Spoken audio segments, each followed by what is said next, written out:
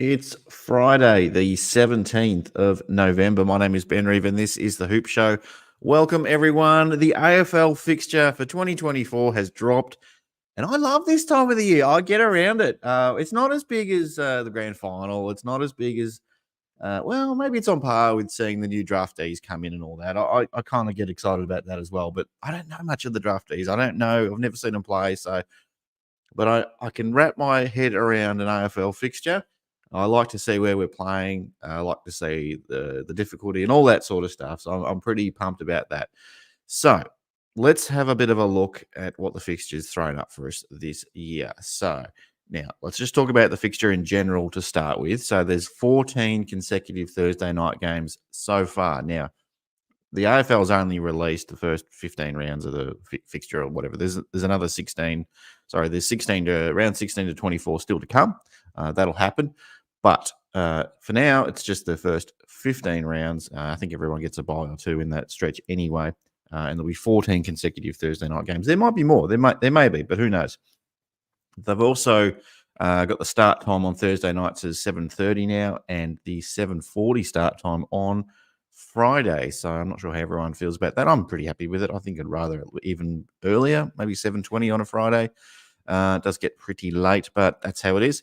Now, who are the double up games? Let's have a look at the double ups. I don't mind this actually. I'm pretty happy about this, especially the North Melbourne Hawthorn one. Even though Hawthorn get us every now and then, I'm feeling pretty confident about that.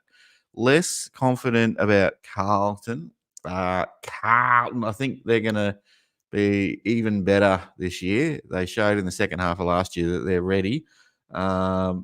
Dogs, I think, will be okay there. I think there's a bit of trouble in Dogland at the moment. The Saints could go either way. They could get better or they could drop off. They're an interesting team. And the Crows, they showed a fair bit. They just missed out on the finals, so who knows? But look, there's only, what is it, one team, I think. If I've done the maths right, Carlton is the only team that finished in the 8 that we've got a double up against. So we're laughing. We're laughing. It's great. But let me know in the comments what you think. I'm interested to know what you think about the double ups. At least we haven't got double ups against Collingwood and Brisbane and Port and all that sort of stuff. So that's pretty good. All right, now the start of the season, we're looking at the first 4 games being the Saints in round 1, and then we're off to Adelaide. We're actually off to Adelaide twice in the first 4 weeks. We've got the gather round in round 4, and in between the 2 Adelaide trips, we've got Hawthorn. Is that one? Where's that one? Is that might be? Yeah, I think that's up at the MCG. Actually, that one. I think we're playing Hawthorn later on in the year. We'll get to that. We're playing Hawthorn at Kardinia Park, but we'll get to that. And the last 4 games looks pretty good. Adelaide, the Dockers, St Kilda again, and West Coast. So I like the start of the season, I think, even though we could fall over. The back end of the season looks probably a little bit better, but you'd think we'd win 50% or more of these games, maybe 75% of these games. You'd like to think anyway. That's what I'm thinking. So, again, let me know in the comments if you think otherwise, if you're super confident or you're not feeling good about it at all. All right, but let's see where we're playing the games. Now, 9 games at Kardinia Park this year. Now, bear in mind, some of the slides that I'll bring up or graphics will be reflective of what's been released already. So I won't know times and days necessarily, but we do know venues and who we're playing and so forth, and when the buys are and all that. So we do have 9 games at Kardinia Park throughout the season, 6 games at the MCG, including the grand final, clearly, when we get there. Marvel Stadium, only 1 game later in the year. I think it's against St Kilda. Victoria, in total, 16 games and 7 interstate trips, including a gather round and I believe a game against North Melbourne over at Tassie near Hobart somewhere. So that's, I guess you count those as well. But we are playing Victorian teams in 2 of those 7 interstate games. So that's not too bad, really. For 6 games is pretty on par for us in terms of an interstate thing. But 9 games at the Kardinia Park, would we want 10 or 11? Yes, we would. Are we ever going to get it? No, we won't. Doesn't mean we're going to stop. We're not going to stop whinging about it. But it is what it is. All right, so when are we playing? We've got 1 Thursday night game. We have 3 Friday night games. Saturday seems to be the big one, at least for the first part of the season, up until round 15. Who knows where it'll be toward the end of the year. I'd say if we're at the pointy end of the ladder, we'll be playing a lot of our games on Thursday, Friday, and Saturday still. But if they're going to bury us in the graveyard slot because we're not making finals, then it'll be Sunday games for a fair chunk of it. So yeah, 7 Saturday games, 2 games on the Sundays, and a Monday game, which is always Easter Monday, which we absolutely love. And in terms of the times, 3 of them are day games. So again, I don't know if you like day games or night games or twilight games, but it is what it is. So we've got 3 day games, 2 twilight games, and 9 night games. So if you've got little kids and you like getting home early, it's not going to happen, at least for the first part of the season. There's a lot of night games in there and a lot of twilight's not too bad. Just if you're worried about cooking dinner for the kiddies, could throw a spanner in the works. But if you love a day game, sorry, you've only got 3 of them. It is what it is. Now, how difficult is this fixture? Well, let me tell you, we have 4 games against top 4 sides. I looked at who we're playing, and well, we know who the top 4 were. Hopefully, if you can look at the ladder, you'll know who the top 4 were last year. But where we're playing them is probably the thing. I think a lot of them are away games. So I'm not counting on many of these as being wins. I reckon 1 out of 4 if we're lucky for this. Yes, not very optimistic on this one at all. The bottom 4 sides, we've got 5 games against them, so feeling much more confident there. I'd imagine we'd win all of those. Worst case scenario, you'd think it'd be 4 out of 5. Absolutely worst case scenario. Now again, partial fixture. So within the first 15 rounds, we've got 1 5-day break, which is pretty standard. I think there's a couple of teams with maybe 2 5-day breaks, but for most of it, for most of the competition, everyone's got a 1 5-day break. Now a tougher stretch is round 6 to round 9. It's going to be interesting, that one. And but as I said earlier, we do have a nice finish. So rounds 21 to 24, it's not too bad. Look, every game, as you know, every game, you're not guaranteed to win, but you'll take. I think I'd take the finish to the season. I'm pretty happy with that. West Coast rest a bunch of players in round 24 against West Coast, and everyone cheer Harley Reid when he gets near the ball. Assuming West Coast take him with the first pick in the draft, which you think they will. But yes, let's do a bit of a Dangerfield, and every time Harley Reid gets the ball, because if you don't know, he's a former Geelong supporter, so we want him. Maybe West Coast will do a trade at the end of the year. He's unhappy, and he wants to come back to Victoria. It just hasn't worked for him, and we'll just give him what we've got. There's some spare parts that we've got floating around at the Cattery. All right, now I like this part because I like looking ahead to seeing who's got some milestones coming up. Now the first one's a bit of a whatever. 50 games. Tanner Brown, we love you, Tanner, but 50 games, I'm sure you got 200 in you, so we'll get a bit more excited as you get on into your career. But 50 games in round 1 for Tanner Brown.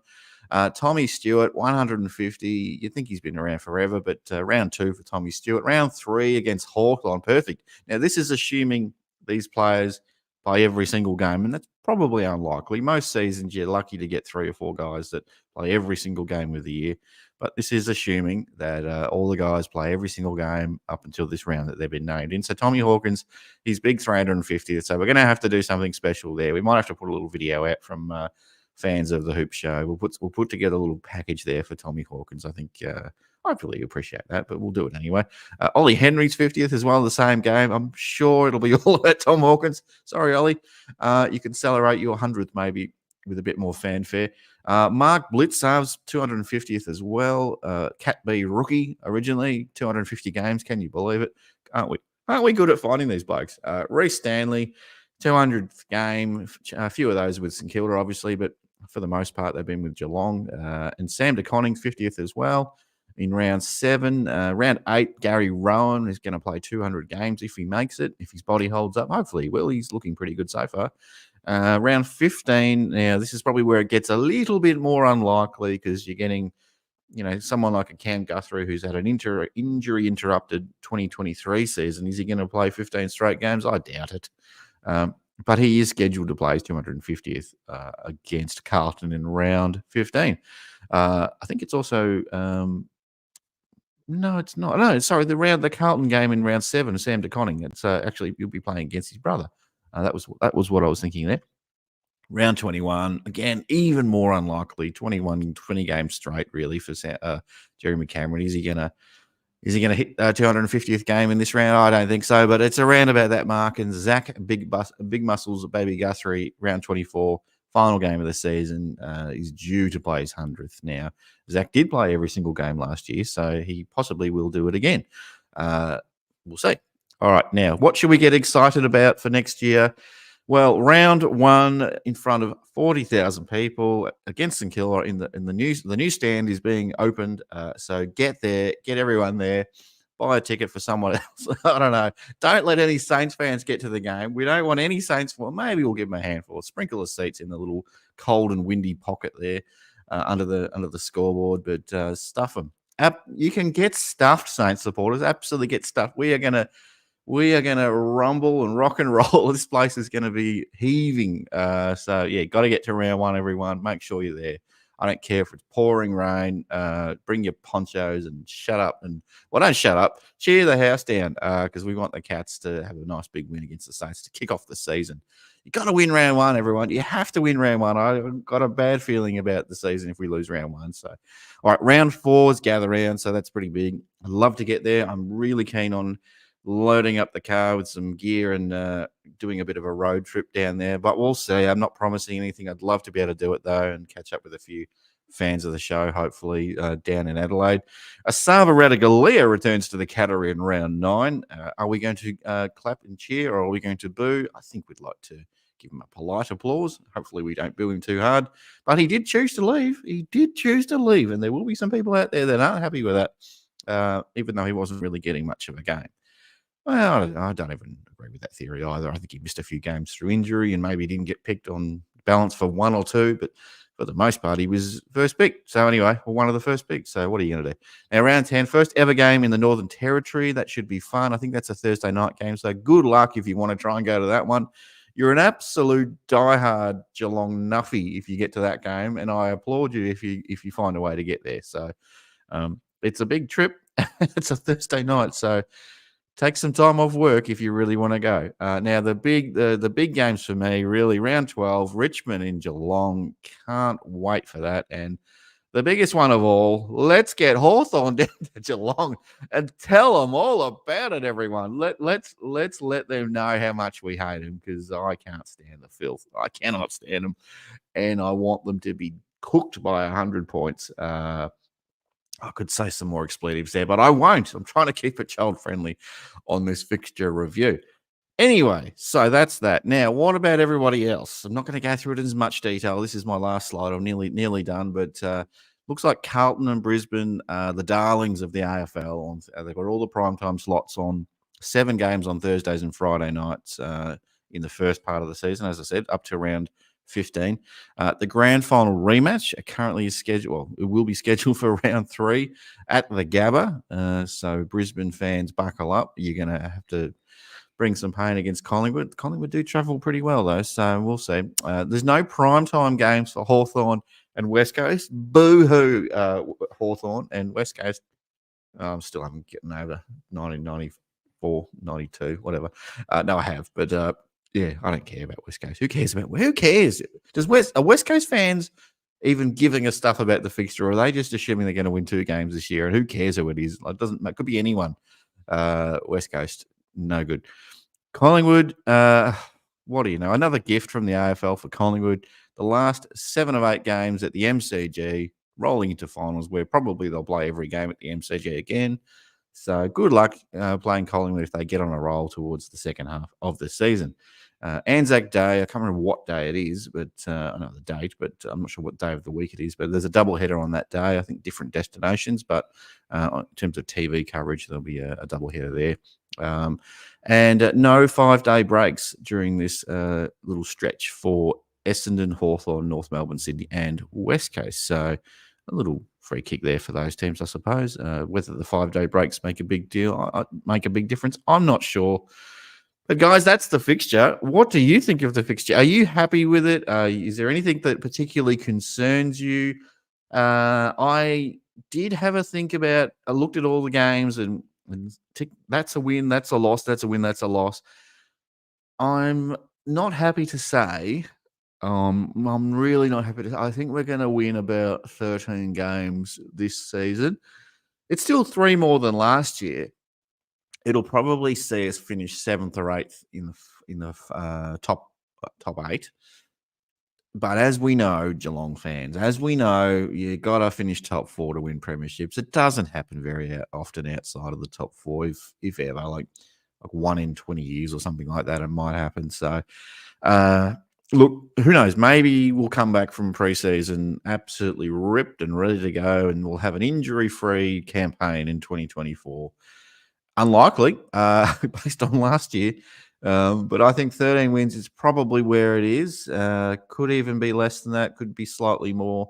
Let's just say 12 to 14. Let's have a bit of a spread. 12 to 14 wins. But please, please, please let me know in the comments what you think. Don't forget to like and subscribe to the channel.